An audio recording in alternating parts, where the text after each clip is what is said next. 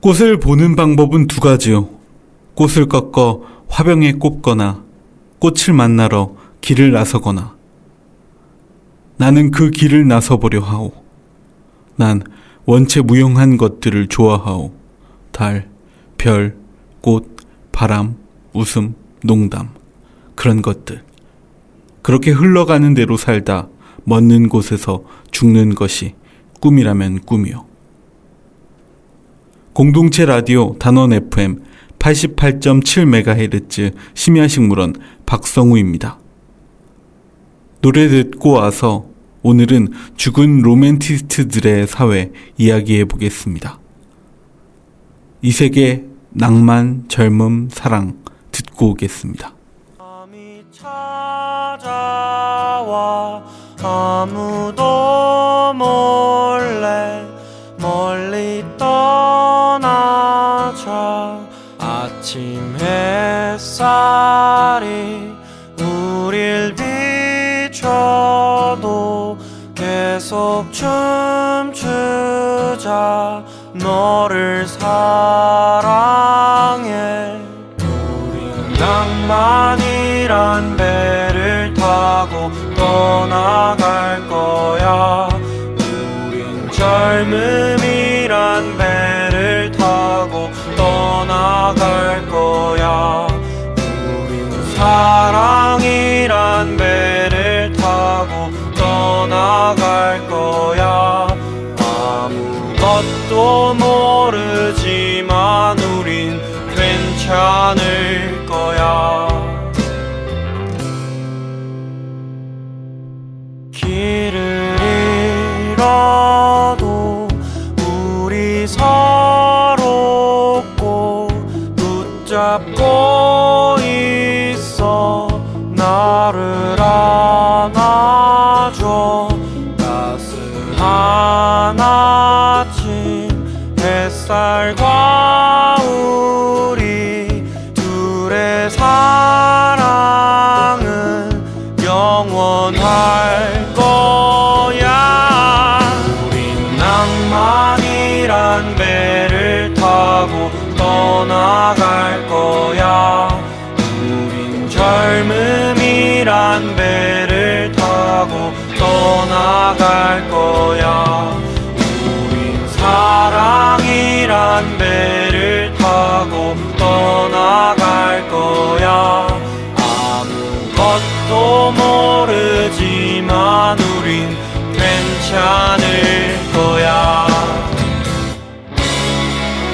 We don't know 어디로 가고 있는지, 어디 있는지.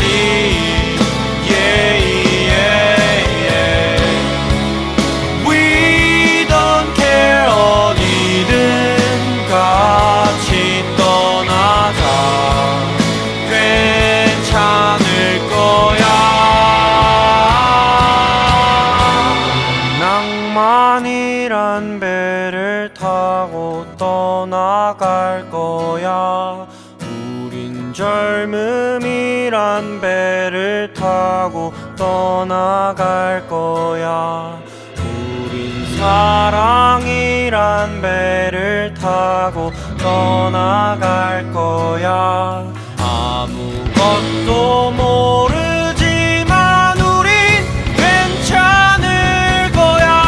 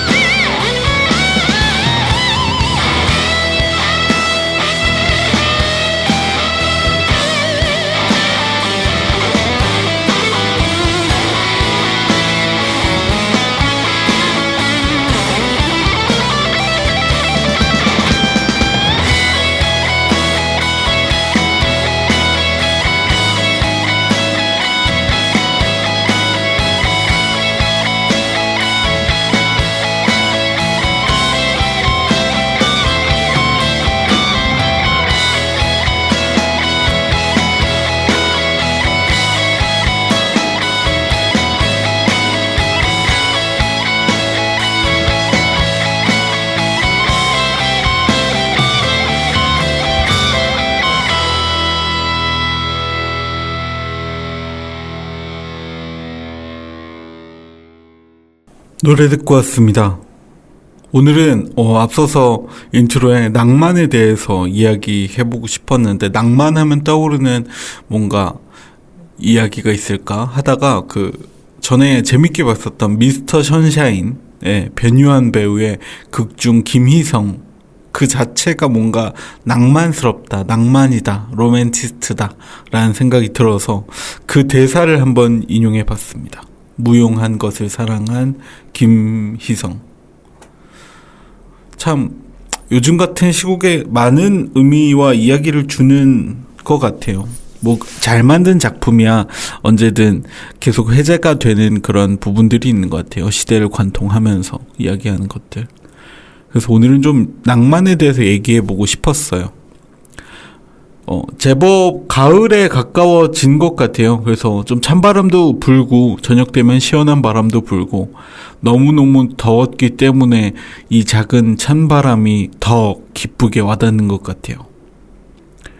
그래서 찬바람이 부니까 참 길고 길었던 여름도 끝나는구나. 시원한 바람에 단풍지는 안산을 볼 수 있어서 되게 재밌겠다. 공원에 한번 꼭 나가봐야지. 이런 생각이 들었어요. 그러다가 또 싱숭생숭한 마음이 들더라고요. 내가 가을을 타고 있나? 가을 타나? 이런 생각이 들었어요. 그래서 가을 탄다? 되게 오랜만에 들어보는 것 같은데. 가을 탄다는 말이 되게 새롭게 들리네. 되게 새로운 감정이 드는 말이구나. 이런 생각이 들었어요. 옛날에는 가을 탄다는 말 좀 자주 썼었잖아요. 기존의 텔레비나 뭐 이런 데서도 자주 사용했었던 말인 것 같은데 요즘은 좀 잘 안 쓰게 되는 것 같아요. 가을 탄다? 자주 못 듣는 것 같아요. 가을 탄다는 게 가을이 사람에게 주는 그 들뜨는 마음, 그런 것도 있잖아요. 서운함, 시원함, 이런 것들을 표현하는 단어였던 것 같은데 요즘은 잘 안 쓰게 되는 것 같아요. 가을에 대한 마음의 감정선을 이야기하는 것들이 좀 잘 안 이루어진다 할까요? 그래서 요즘 사람들은 가을 안 타나? 이런 생각도 했어요. 요즘 사람들은 뭔가 이렇게 강해서 가을 탄다는 말을 안 쓰나? 근데 불현듯 낭만에 관해서 떠오르게 되더라고요. 낭만이 사라진 시대여서 가을 탄다는 말이 사라졌나? 우리가 생각했던 낭만과 점점 시대가 멀어지는 것 같다. 이런 생각이 들었죠. 작금의 낭만은 비효율, 사치로 여겨지는 것 같아요. 실효적 가치와 거리가 먼 효용성 있는 삶과 대적되는 낭만은 무가치하고 무용한 것. 사랑, 노래, 별빛, 사람, 파도, 동정. 문학은 우리가 부리던 낭만을 우리의 시대가 보통의 삶과 맞바꾼 것이라고 생각해요. 효용과 무용, 그리고 낭만에 대해서, 로맨티스트들에 대해서 한번 이야기해보고 싶었습니다. 가끔 정원 교육이나 식문학 강의 이외에 인문학 강연을 좀 초청받을 때가 있어요. 그래서 그럴 때마다 사실 주로 써먹는 레퍼토리예요. 낭만에 대해서. 낭만에 관해서 항상 이야기할 때면 이 레퍼토리를 굉장히 자주 레퍼런스 이걸 굉장히 자주 사용하게 되는데 이게 꽃과 식물에 많이 맞닿아 있어요. 처음에 낭만에 대해서 죽은 로맨티스트들의 사회에 대해서 강연을 준비하게 됐을 때는 문득 이런 생각이 들더라고요. 이 강연을 준비하던 당시에 사회에 큰 혼란이 생겼을 때 사회가 큰 혼란이 생기면은 이제 경제도 어려워지고 사회가 어려워지잖아요.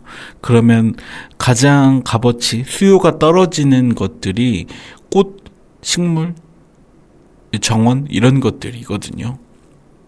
그래서 그런 현상으로 이어지기 때문에 경제와 사회의 어려움은 꽃이나 정원 업계의 직접적인 어려움으로 오는구나. 혹시 그게 우리가 하는 일이 사회에 무가치한 일인가? 이렇게 연결되는 것 같다는 생각이 들더라고요. 그래서 좀 감정이 복잡했었죠. 근데 또 그때부터 전문직이라는 용어가 사회에 좀 많이 퍼졌어요. 젊은 세대 중심으로. 전문직이라면 옛날에는 그 기술을 가지고 있는 사람들, 전문가들을 통칭했는데, 저도 절 전문직이라고 생각하고 살았거든요. 이 화해 조형 예술에 관한 기술이나, 플라워 디자인에 관한 기술, 뭐 이런 가드닝, 조경, 원예, 식물학, 이런 기술과 지식이 전문직이라고 생각했거든요, 전. 근데 아니라는 거예요. 뭐 법률,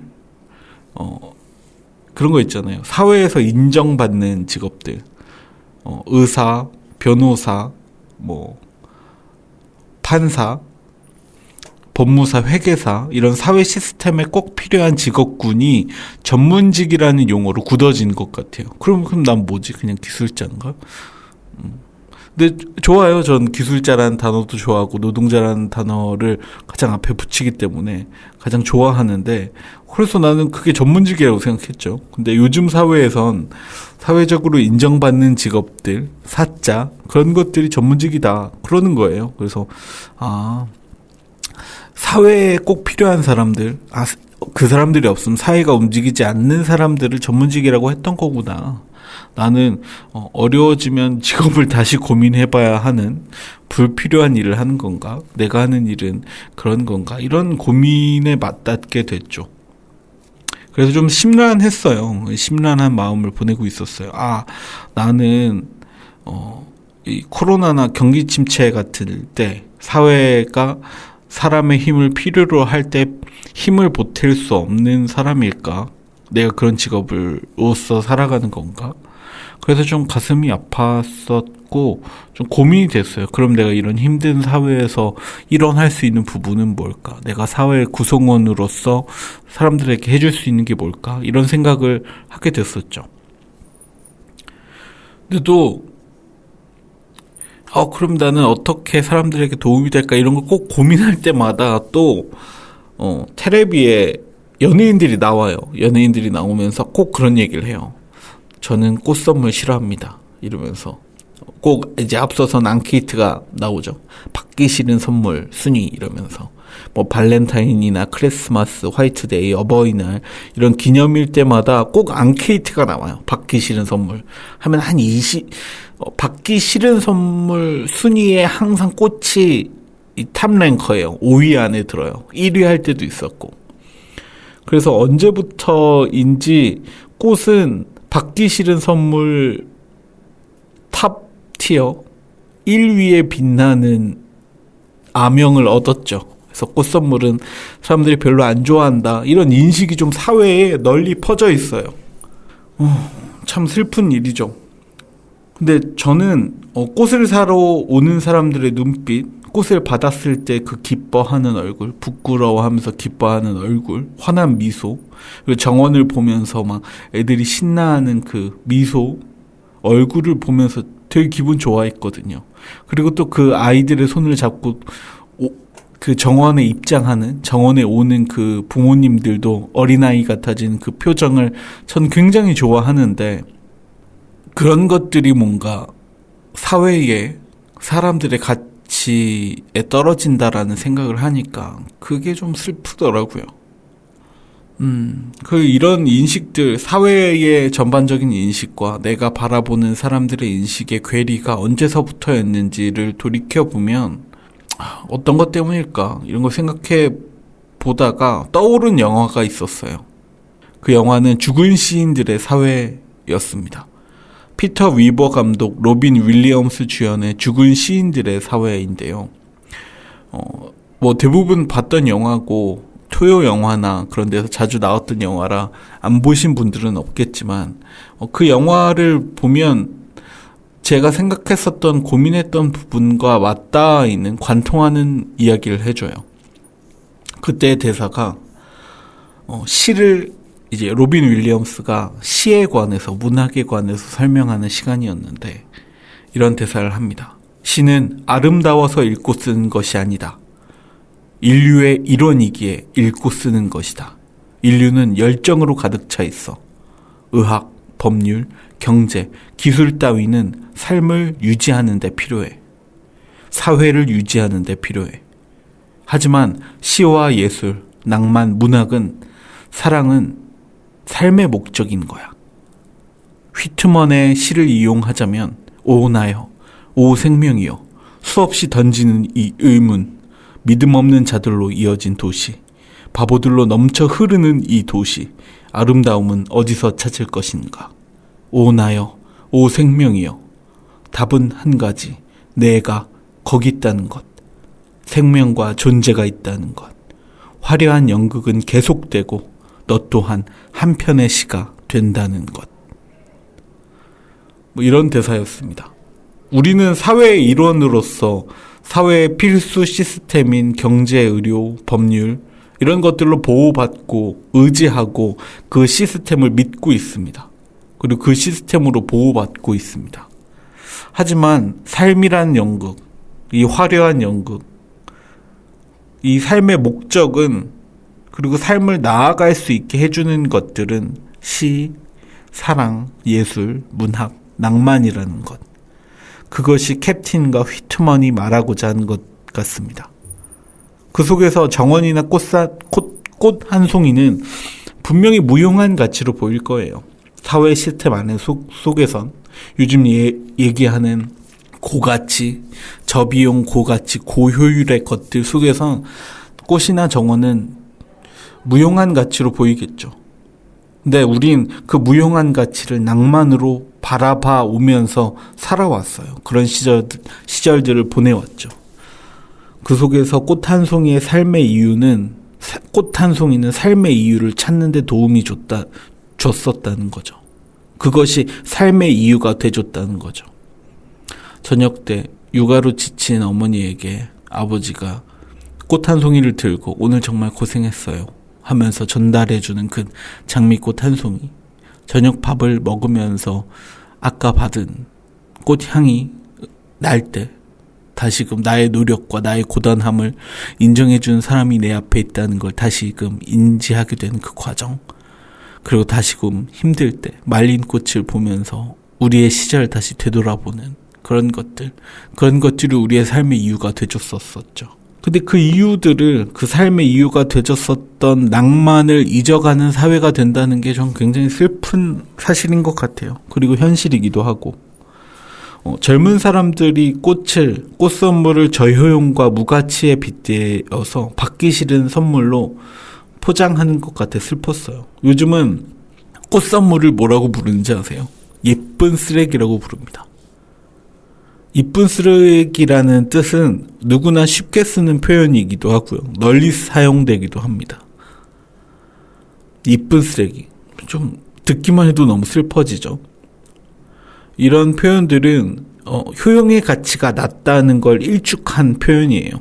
선물 받는다는 행위의 결과가 꽃 한 송이인 것이 달갑지 않은 것에서 비롯된 것이겠죠. 꽃은 비싸고 효용이 낮고 처치 곤란하고 가성비가 낮다는 인식으로 이어진 것 같아요. 플로리스트들이 일할 때 대부분 소비자는 여성이거든요. 구매하는 분들의 적어도 70%, 60% 이상은 여성이에요. 여성이 여성에게 선물하거나 여성이 자신에게 선물하는 거. 그래서 꽃을 소비하고 활용하는 대상도 대부분 여성들이에요. 5, 60대. 제가 서울에서 플로리스트로 일할 때도 대부분 꽃을 구매하는 분들은 4, 50대, 60대였어요. 지금도 사실 거의 그래요. 지금 꽃을 판매하고 있지는 않지만 얘기를 들어보면 그렇죠. 왜 지금의 5, 60대 여성분들이 가장 많이 꽃을 선물하고 활용하고 효용하냐 한다면 사실 5, 60대 분들이 꽃을 문화적으로 소비하는 문화를 갖고 있어요. 꽃을 소비하는 것을 향유하는, 꽃 문화를 향유하는 문화를 갖고 있죠.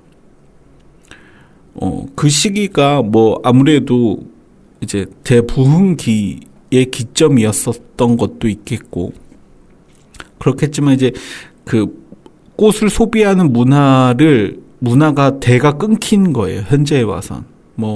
그 이유야 많겠지만, 그 향유했던 문화를 지금에 와서 꽃을 즐길 수 없게 된 원인이, 이쁜 쓰레기라고 부르게 된 원인이 뭐 여러 가지가 있겠지만 문화적으로 연결성이 끊어졌기 때문이라고 생각해요. 경제 부흥을 지나서 IMF를 겪기도 했고, 그리고 현재 화훼 업계가 그리고 산업의 방향이 한시적으로 좀 이벤트성으로 꽃을 활용하게 되거든요. 왜 기념일 같은 거요. 발렌타인데이나 크리스마스, 어버이날 이럴 때만 꽃을 사용해요.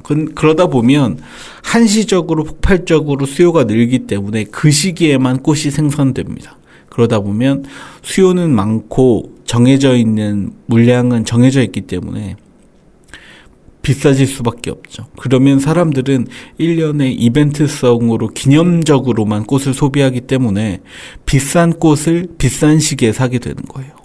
그러면 비싼 시기에 비싼 꽃을 썼었던 생각만 머릿속에 있으니까 더욱더 비싸지는 거죠. 그래서 이런 것들이 시대의 흐름을 만들어낸 것 같아요. 가장 큰 부분은 시대의 흐름 때문인 것 같은데, 이런 것들이 그런 지금의 관조적인 태도나 꽃을 소비하는 태도로 이어진 것 같아요. 그리고 또 현재 사람들이 생각하는 태도에도 일목하는데, 좀 미국의 유명한 쇼를 진행하는 그 MC가 그런 말을 해요. 나는 요즘 사람들의 그런 관조적인 태도, 쿨한 모습이 싫어. 이런 얘기를 하거든요. 관조적 태도, 염세주의, 혹은 쿨병, 이런 것들이 좀 전반적으로 사회에 깔려 있는 것 같아요. 근데 그것들은 젊은 세대를 비판하는 데 사용하고 싶진 않아요. 이제 저도 젊은 세대이기 때문에. 그 이유가 성장률로 하락만이 남았거든요. 성장률이 하락만 남았어요. 그러니까 더 이상 성장하지 않는 주식을 살 리가 없잖아요. 그런 것과 비슷하다고 생각해요. 성장하기 어렵다는 것이 정해진 경제시장 속에서, 그리고 경기의 침체가 이어지는 상황 속에서 내가 내 세대에선 더 이상 나아지기 어렵다라는 그 상황, 그리고 사회가 보일 수 있는 쇠퇴기만 남은 인류는 더 이상 이제 성장하지 않고 쇠퇴의 길로만 남았잖아요. 그래서 인구가 줄고 있고, 식물학을 교육하는 입장에서 인류는 대호황기를 거쳐 쇠퇴의 길로 접어들고 있거든요. 소나무처럼요.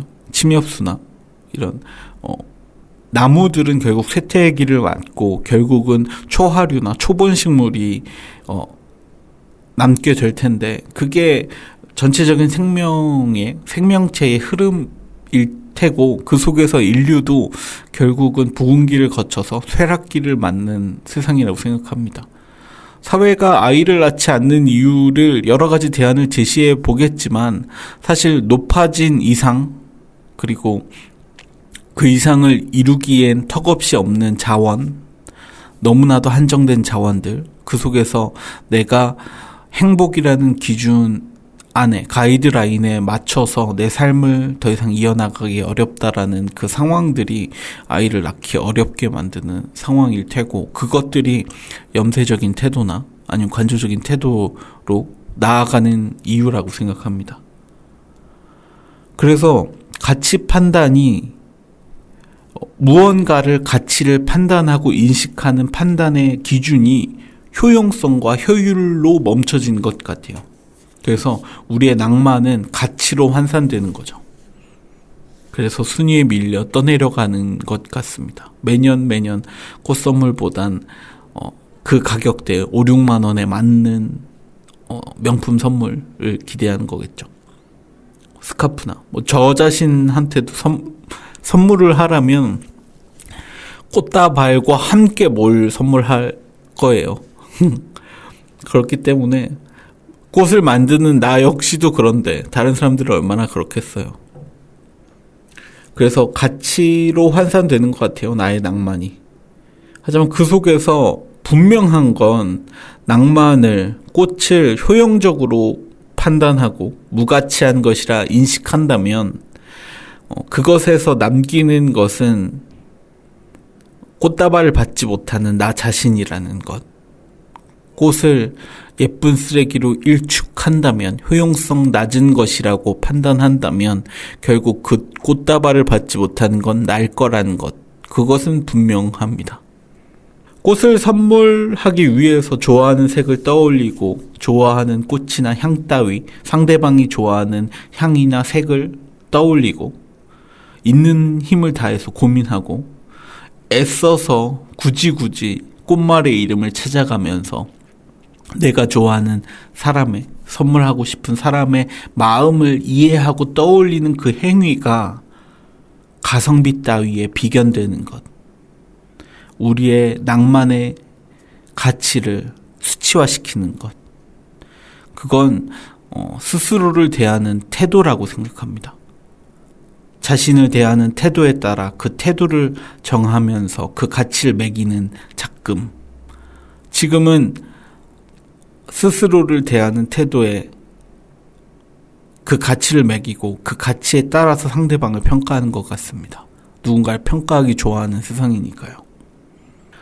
근데 사실 돌이켜보면 그리고 제가 이 꽃을 만져온 시간 동안 바라봐 오면 꽃을 싫어하는 사람은 없어요. 정말 꽃을 좋아해요. 사람은. 인간은. 왜냐면 그 꽃은 자신과 닮아 있다 생각합니다. 자신이 사랑하는 것과 꽃은 닮아 있다 생각합니다. 누구나 원합니다. 화려하게 피었다가 화려하게 져버리곤 아름다웠던 향과 형태는 온데간데 없이 열매를 맺는 꽃.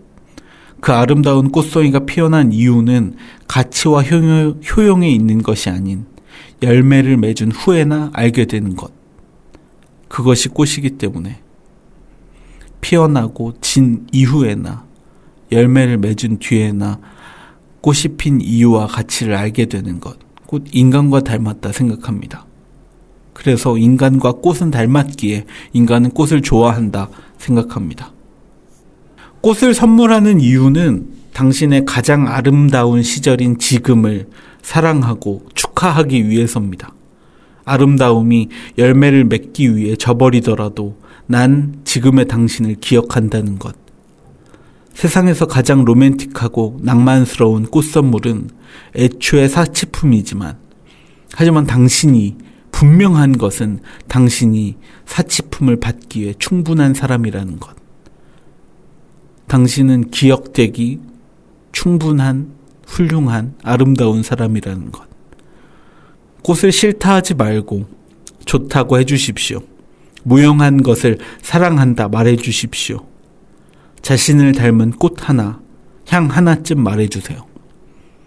당신이 가장 아름다운 지금을 기억하고 축하할 수 있도록, 사랑할 수 있도록. 노래 듣고 오겠습니다.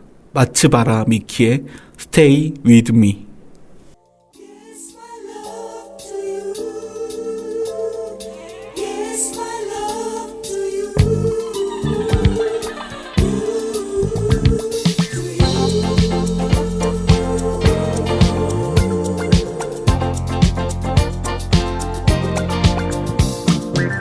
Watashi wa watashi, あなたはあなたと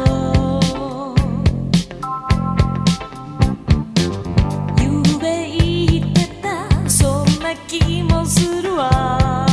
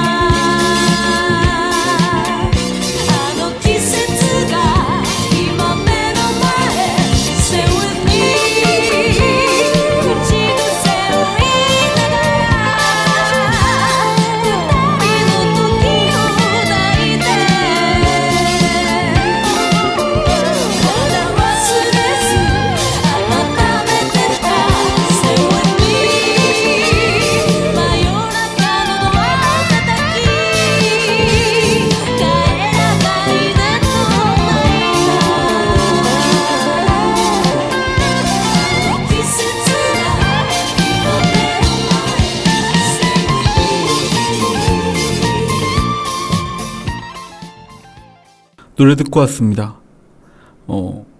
미치에 바라 미키의 Stay With Me.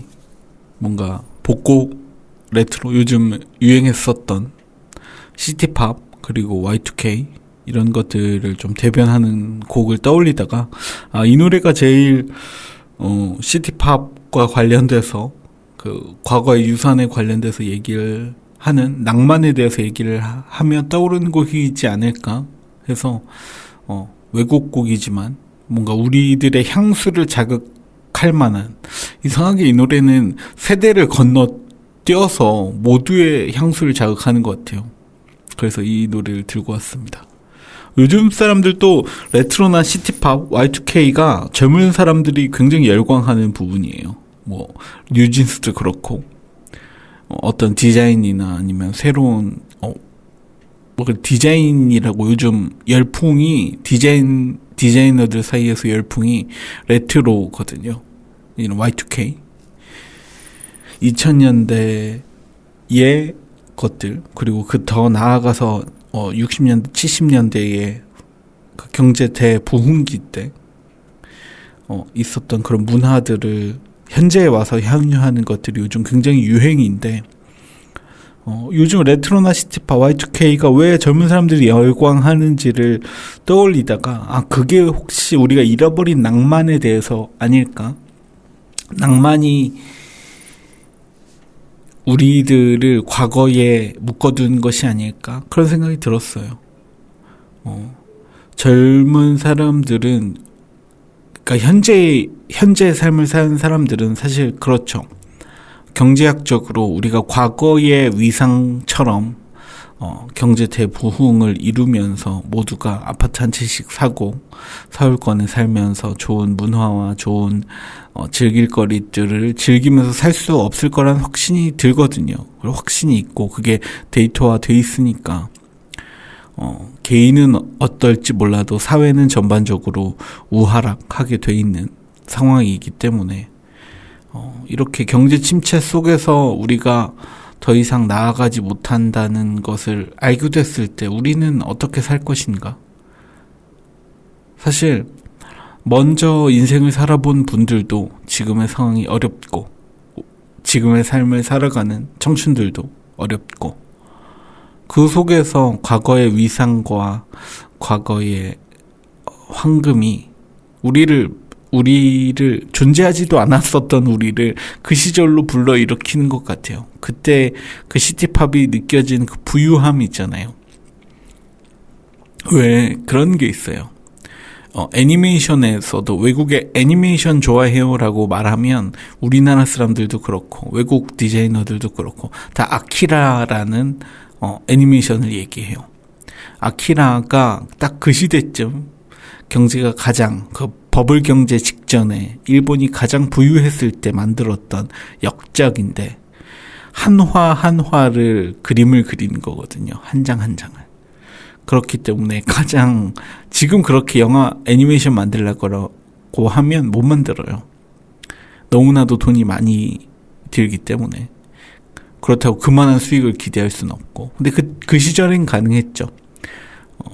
얻어낼 수 있는 가치도 높았고 인건비는 그렇게까지 높지 않았고 효용, 그리고 모두가 기대하는 시기였죠. 일본이 그때 엠파이어 스테이트 빌딩을 구매했을 정도였으니까요.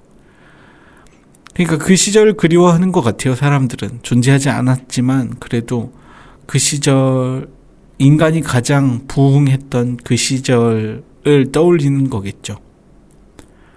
그 속에서 살고 싶은 그 마음, 그 욕망이 지금의 레트로나 시티팝, Y2K를 좋아하게 되는 부분인 것 같아요. 그래서 그것들이 우리가 잃어버린 낭만 아닐까, 그런 생각이 들었습니다. 그래서 존재하지 않았던 시절을 그리워하는 현재가 된 것 같아요. 그래서 오늘은 꽃과 낭만에 대해서 얘기해 보고 있습니다. 레트로와 시티팝, Y2K는 열풍이자 트렌드이고 황금기의 시절을 살지 못했던 젊은 세대가 그토록 과거의 문화를 사랑하게 됐는지 고민해 봤습니다. 우리의 시대의 흐름에 따라서 낭만과 사랑이 잊혀졌는데 그 시절을 사실은 그리워하는 거죠. 우리도 낭만과 사랑을 예찬하면서 살고 싶은데 그런 것들을 어떻게 표현해야 될까? 그런 것들이 폭발하는 것이라고 생각해요. 현재 앞서서 얘기했던 것처럼 꽃 선물이 예쁜 쓰레기로 불리는 것처럼 현재의 경쟁의 시대에서 누구의 잘못이다 뭐 이렇게 꼬집고 싶진 않아요. 경쟁의 시대가 문제인 거겠죠. 누군가의 잘못을 꼭 꼬집어야 하고 그 꼬집은 잘못으로 내려앉혀야 하는 캔슬 컬처, 또 서로의 경쟁하기 위해서 경쟁의 자격을 만들고, 전문대는 안 돼. 지잡대라는 표현을 쓰면서 타인의 성취를 비하하는 것, 그리고 그 경쟁의 자격을 만들어서 그 경쟁의 자격에 못 미치는 사람들을 비하하고 뒤에서 조금이라도 앞서 나가기 위해서 다른 사람을 비하하는 것이 주류가 된 이런 문화의 흐름은 우리를 더 슬프게 만드는 것 같습니다. 그 끝엔 낭만과 사랑이 있을 것 같지가 않아서요. 그 속에서 효율과 효용, 나의 삶이 나아지긴 어려우니까 조금이라도 나의 삶을 지키기 위해선 멋진 것, 나은 것, 최고의 것보다 지금 당장은 효율 높은, 효용성이 있는 저비용 고효율의 것들로 삶을 채우는 문화가 우리의 낭만을 뺏어간 것 같습니다.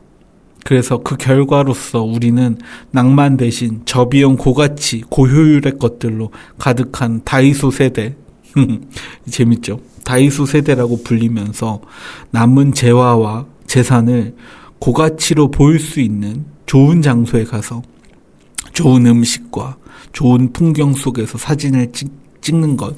그래서 그걸 인스타나 페이스북 이런 SNS에 찍어 올려서 그 장면을 선비가 그 보리굴비 매달아서 그거 보면서 밥 한 술 뜨잖아요.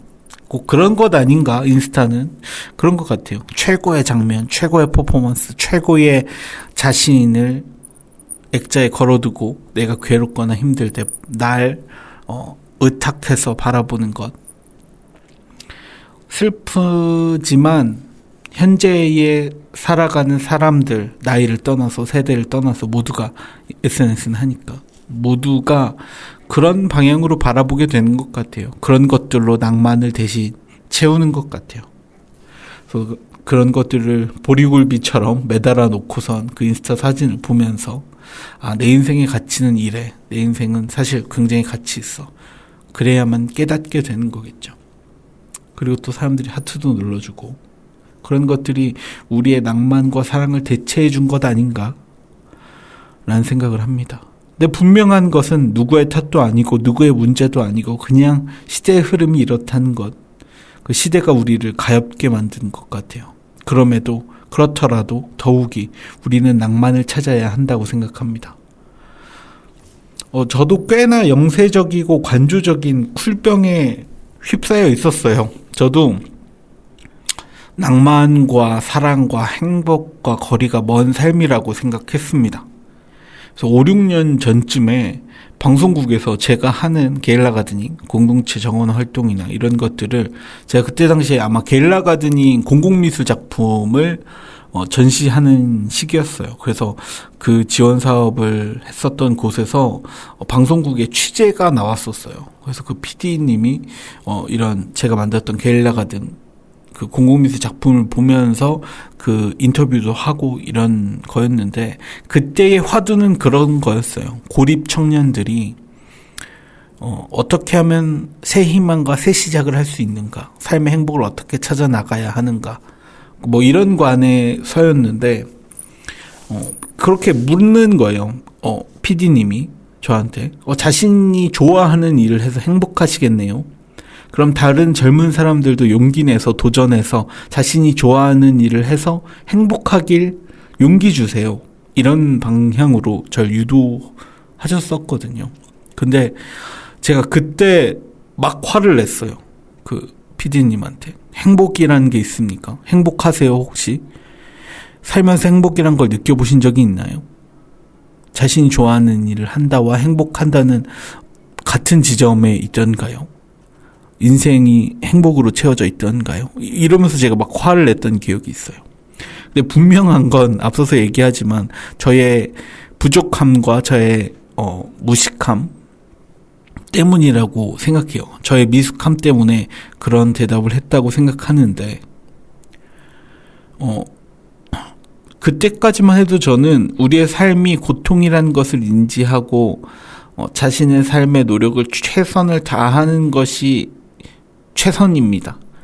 그 최선이 전부입니다. 다른 사람이 지어놓은 행복과 기준 같은 건 필요 없습니다. 그저 살아가기 위해서 하루하루 최선을 다하고서만 괴롭지만 않게 자신이 낼 수 있는 만큼의 힘만 내곤 살아가 달라고 인터뷰했는데 그거 다 통편집 됐죠. 당연히 그 방향이 달랐기 때문에 이해하고 또 저의 부족함 때문이다 생각합니다. 제가 물론 이제 방골기질 같은 건 있어요. 인생이 불행과 행복의 이분법적인 사고가 아니라 그냥 인생은 어려움이고 그것을 견뎌서 앞으로 나아가는 것이다. 그렇게 하루하루 살아가는 것이다. 뭐 그 관점은 크게 변하지 않았지만 그래도 그런 생각들이 너무 강했던 시절이었기 때문에 그런 미숙한 답을 내놨던 것 같아요. 근데 분명히 지금 물으신다면 다른 대답을 할 거예요. 그렇게 절 바꿔준 건 사실 공동체 활동가로 계속 살아왔지만 늘 항상 공동체 활동가로 살아온 인생이 즐겁고 행복하진 않았어요. 그것과 그것은 별개라고 생각했거든요. 근데 늘 공동체 활동을 하면서 늘 행복해하던 분이 계세요. 어려움이 닥치더라도 늘 행복해하고 작은 일에도 즐거워하셨던 분이 계세요. 그분은 저의 동료이자 지인이자 친구이자 나이 차이가 엄청 많이 나지만 그리고 최고의 선생님이고 최고의 선배이고 인생의 방향성을 어느 정도 보여준 활동가가 계신데 그분 덕분이기도 하고 그리고 가장 큰 부분은 더운 날 아이스크림 하나 먹더라도 뛸 듯이 기뻐하고 작은 일에도 행복감을 느끼는 연인 덕분에 행복이라는 건 존재하는구나. 작은 일에도 행복감을 느낄 수 있구나. 물 비린내, 풀 비린내 나는 이런 공원에서도 푸릇한 여름, 푸릇푸릇한 이 꽃들을 보면서 식물들을 보면서 이 더위에 아이스크림 하나 그거 나눠 먹으면서 어려운 시절이지만 서로를 바라보면서 느끼는 이 감정들이 행복이었구나. 아, 이 사람은 이렇게 작은 일에도 행복하는구나. 그걸 보면서 진짜 행복은 있었네. 어라라. 그 생각을 하면서 그때 답했던 그 무례했던 제 행동들이 굉장히 반성하게 됐어요. 지금 당연히 못 들으시겠지만 혹시나 그때 PD님이 이 방송을 들으신다면 죄송했습니다. 행복은 있었습니다. 하지만 그 행복이 전부는 아니니까 끝까지 이러네. 근데 누군가가 내 삶을 바꿔낼 수 있구나. 그런 것이 행복이자 낭만이구나 라는 건 결국 생각의 깨달음의 차이였구나라고 떠올리게 됐어요. 사람이 돈이 많아서 행복한 게 아니구나. 뭐 당연히 누구나 알고 있는 이치잖아요. 하지만 당연한 것을 당연하게 받아들일 수 없는 세상인 것 같아요. 세상의 잘못은 아니고 내 잘못이지만. 그래서 그런 것들, 내 어리석음과 미숙함이 한계적 경험이 만들어낸 환상이었구나 이런 생각을 했었고, 부조리를 견디는 것은 단순히 견딤 하나가 아니고 작은 낭만과 사랑이구나 이런 것을 알게 됐습니다. 아르투어 쇼펜하우어가 인생은 고통, 최악으로의 세계로 라는 책으로 이야기를 하면서 염세주의의 시작이라는 평을 받고 있지만 사실 저는 제가 굉장히 제 고양이도 쇼펜하우어니까 굉장히 좋아해요. 쇼펜하우어를. 쇼펜하우어의 이야기를 이 사람은 염세주의자여서 굉장히 인생을 비관적으로 봅니다 라는 말을 들으면 아주 열변을 토하면서 말하는데, 생각보다 쇼펜하우어는 그렇게 비관적인 삶의 이야기를 이야기하지 않습니다. 염세주의의 시작이란 평을 받고 있긴 하지만 그가 보는 시선은 조금 다릅니다. 세계의 부조리 속에서, 자연이 만든 시스템 속에서 인간이 벗어날 수 없는 욕망 속에서 벗어나는 방법들을 이야기하는데, 하나는 동정하는 것, 나를 제외한 타인을 가엾이 여기는 것, 안타까워하는 그 마음, 그것이 나보다 타인을 먼저 생각하고 주체인 나를 상실해 타인의 입장을 먼저 고려하는 것이 나를 지우는, 나를 지워 타인을 바라보는 상대의 이데아인 본질을 볼 수 있는 유일한 방법이라고 설명합니다. 다른 사람을 가여워하는 마음, 다른 사람을 가여워하는 그 마음 속엔 다른 사람을 이해하려는 그 의도가 있기 때문에, 그 속에선 내가 지워지기 때문에 사람의 본질을 바라볼 수 있는 방법이라고 생각합니다. 그래서 또 이 속에서 요즘 떠오르는 화두가, 푸바오가 한국을 떠나면서 막 우는 사람들을 비하하고 조롱하는 사람들이 많은데, 그 상냥한 마음을 바라볼 수 없는 세계, 타인을 자신보다 먼저 생각하고 나보다 다른 이를 본질대로 이해하는 것이 어려워진 이 시절이 너무 낭만 없는 시절이 아닌가, 이런 생각도 들었어요. 타인을 안타까워하고 사물을 이해하는 그 과정은 우리가 사회 속에서 삶의 부조리와 자연 시스템이 부연한 고통 속에서 벗어나는 유일한 방법이라는 것은 요즘 다시금 쇼펜하우어가 화두되면서 책꽂이에 꽂혀있는 우리에게 말하고 싶은 본질이라고 생각합니다. 쇼펜하우어가 말하는 인간의 욕망에서 벗어나 사물의 본질인 의지, 즉 이데아를 발견할 수 있는 방법으로는 앞서 얘기했던 동정하는 것, 다른 사람을 안타까워하는 그 마음과 자연 속에서 자연을 경외하며 추앙하거나 미술품 속에서 자신을 지우곤 그 미술품을 몰입하는 것에 대해서 이야기합니다. 사물을 이해하고 몰입하면서 사물을 바라보는 시각과 시선은 현재 잊혀져가는 삶의 자세이자 우리가 낭만으로 살아가야 하는 이유와 맞닿아 있는 것 같습니다. 우리가 낭만적으로 살아야 하는 이유는 그런 것들이죠. 우리의 고통과 괴로움이 결국은 끝나지 않을 것임을 우린 알고 있지만 이것들을 살아가기 위해선 낭만이 필요하다. 작은 조각들의 낭만으로서 우린 살아갈 수 있다. 그런 이야기이기 때문에 쇼펜하우어가 다시금 인기를 끌고 있는 것이라 생각합니다. 그래서 우린 낭만으로서 살아가야 한다. 그런 얘기를 하고 싶었어요. 낭만적으로 살자. 낭만으로 점철된 낭만적인 인생으로 다시 되돌아가자. 우리는 결국 얻어낼 수 있는 건 없어요. 경제는 우하락할 것이고 우리가 생각했었던 최고의 삶, 한강이 보이는 아파트, 그 가격 오르는 아파트, 가격이 매년 몇 억씩 오르는 그 비싼 하얀 말 아파트 말고 이웃에게 건네는 많이 만든 식사, 그리고 건네는 꽃 한 송이, 내가 사랑하는 연인을 기억하면서 그 연인이 가장 아름다운 시절인 지금을 축하하고 고마워하는 것, 내가 심은 고민과 괴로움이 타인에겐 예쁜 꽃으로 보이는 정원을 만드는 것, 그런 것들이 낭만이 아닌가, 우린 그런 삶을 살아야 하지 않나, 이런 이야기를 해보고 싶었습니다. 제가 안산에 온 이유도 비슷합니다. 내가 모아온 작은 낭만들로 색칠할 수 있는 곳 같아서였어요. 가장 낭만 있게 살고 싶어서. 우리는 저마다 낭만을 모아서 부조리로 이어진 삶 속에서 저마다의 낭만으로 살아갔으면 좋겠습니다.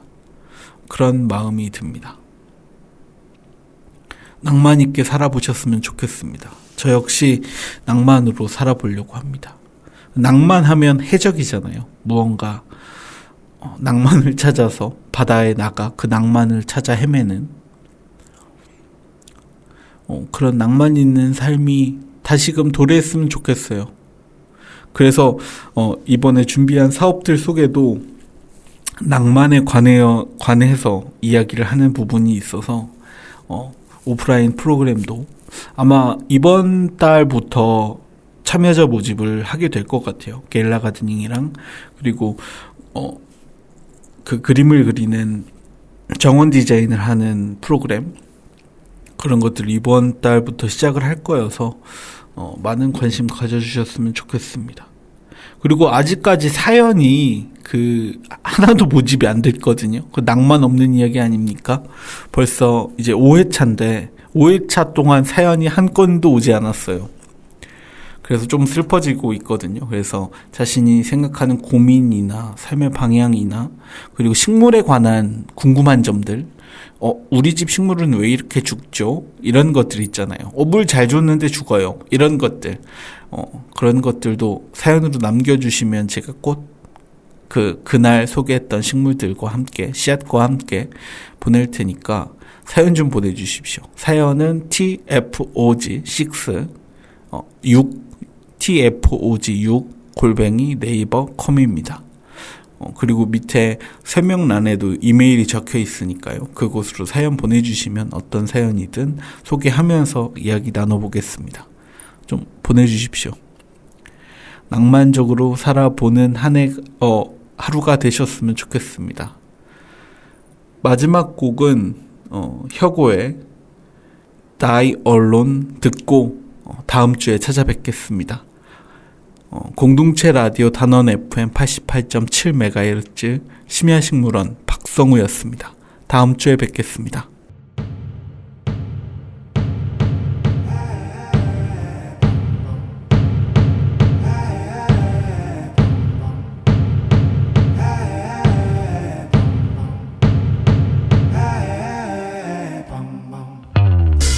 밑에 앉아서 한참을 서성이다.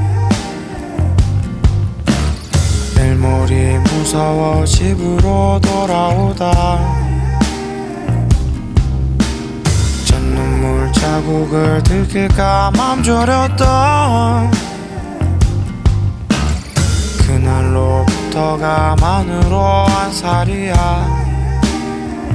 등 떠밀려 다시 또 짐을 산 후 감흥 없는 전후 물을 챙기는 배신과 배려가 배어나오는 양지 바른 곳에 나는 묻힐래. We all die alone. We are all alone. Lord, come take my soul so we can all reborn. We all die alone. We are all alone. Lord, come take my soul so we can all reborn.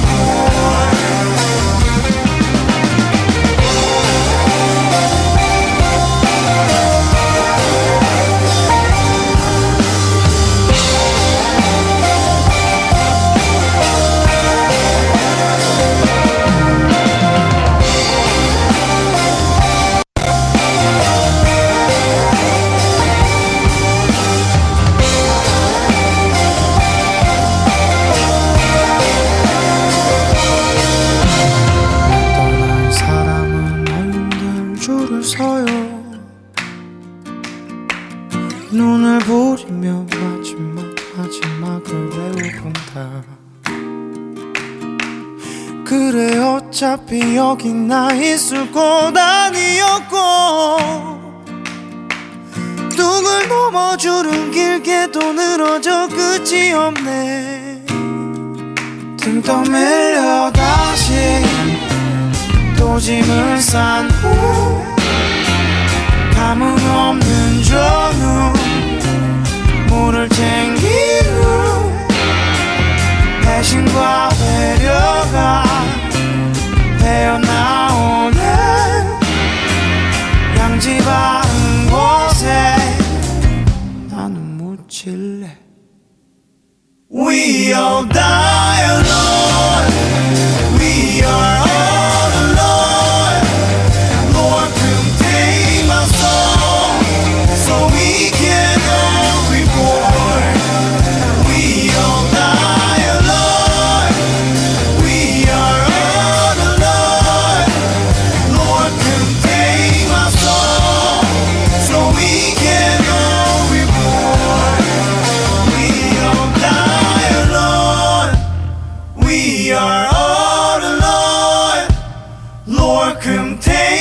song so we can all reborn. We all die alone. We are all alone. Lord can take my soul so we can all reborn.